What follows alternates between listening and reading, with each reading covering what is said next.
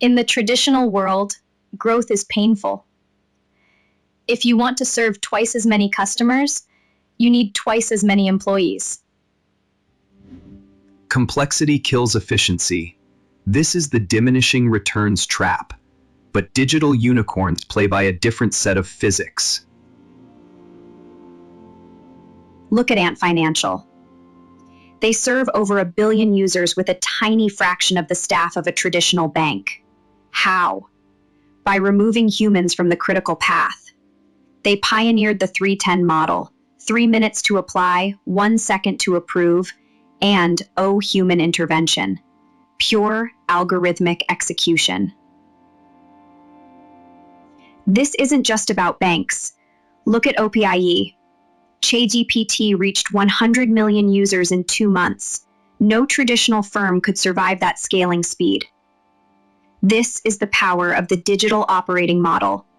The marginal cost of serving the next customer drops to almost zero. The secret formula has 3 components: scale, scope, and learning. Let's break them down, updated for the generative AI era.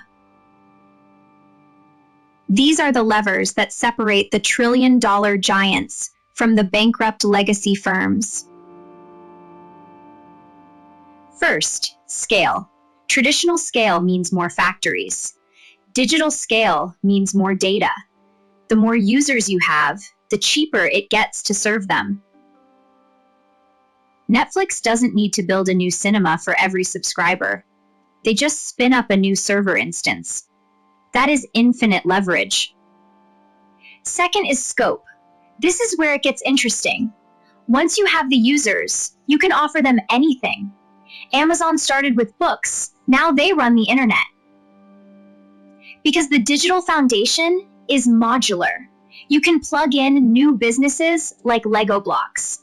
No silos, just connections. And finally, learning.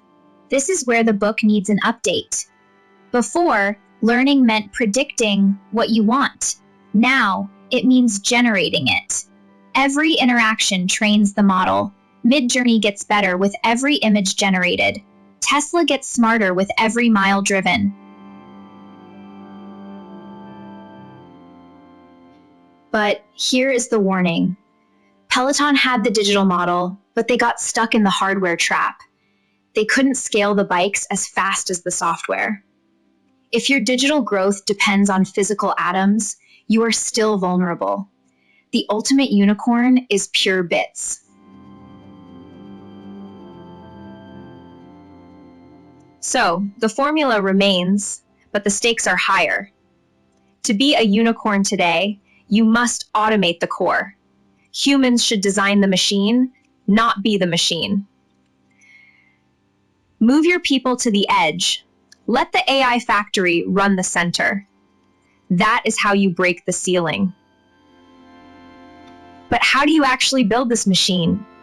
In the next episode, we will open the hood of the AI factory.